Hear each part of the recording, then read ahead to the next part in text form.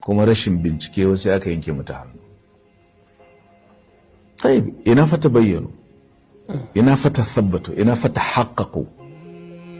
La'alla shi sarki na wannan lokacin da ake gaya mana wato ba shi da ilimin addini ko kuma yana da malam fada su ma dai ba su nuna ba a fagen karatu.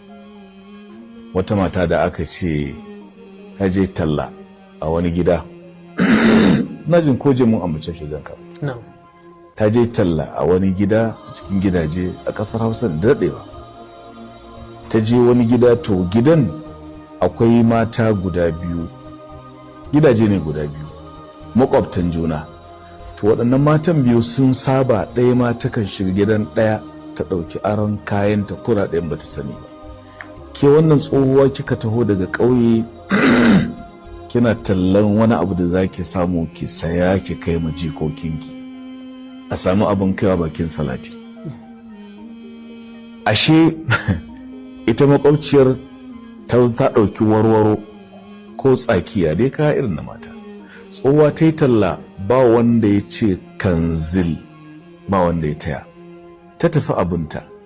Mai gida na dawowa sai ta kwala ihu, an sace min kaza. Mutane suka ce tsohuwan nan ce, mun ga wata tsohuwa ta zo talla, ashe barauniya ce. Aka kuma ruga aka ci kuma tsohuwar. Me faru? Ta ce ana tuma ki da sata. Ta ce sata? Sata? Ni ban santa ba. Ta ce ƙarya yake. Ai ke kika je talla a ƙofar gida. Ka duba, ke kika je talla a ƙofar gida. Ina shaida. Yanda kisar ta zo kama sai kai ta fada, kuma rashin bincike wasu aka yanke mata hannu. Tayyib, ina fata bayyano, ina fata thabbato, ina fata haqqaqu. La'alla shi sarki na wannan lokacin da ake gaya mana wato ba shi da ilimin addini ko kuma yana da malam fada su ma dai ba su nuna ba a fagen karatu. Ba kawai ina shaida. To an ƙare yanke hannu, tsohuwa ga hannunta a ƙar, sai ke makwabciya kika mai dama yar uwarki kayanta. Ta ce me kika ce? Ta ce ai ɓanna muka yi, ai ni ba na manci cewa ga yanda yake tsakaninmu ba. To ai kin ji abin da ya faru. Sai suka ruga da gudu sai fada shi sarki suka tadda wannan mace tsohuwa ga hannun akar tana ta kuka. Suka ce Allah taimaki sarki, kaji abin da ya faru. Suka ce kada an yasquta min arshi mulkihi khawfan, kamar ya fado daga kujera saboda ya tsorata. Yana da kenan burbushi na imani. Ji to aiko kun cuce ni, kalla abin da ne mata. Suka ce wallahi ba ta da laifi. To sai sarkin ya ce wance, ya gaya ma tsohuwar, duk abin da na mallaka a rayuwa ki tambaye ni in baki, ko na samu sauki daga wannan banna da na miki.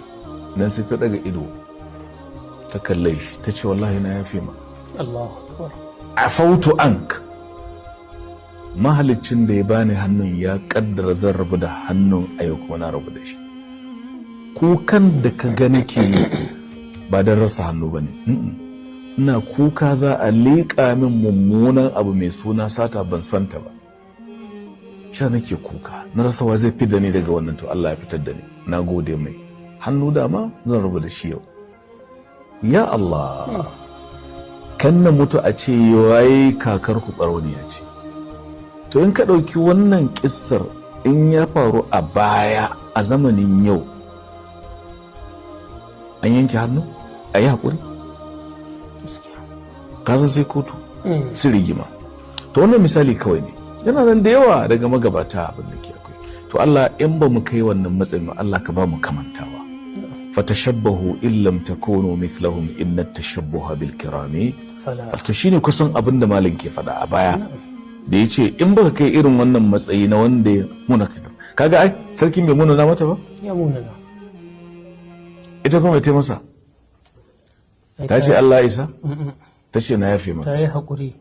Ta yarda duk makaman ta dauka, duk ta dauka, ta yi ihsani. to inda ma da hali ta ce yallaɓe ga ƙarin gadon sarauta na baka godiya kenan. shi ne Na'am.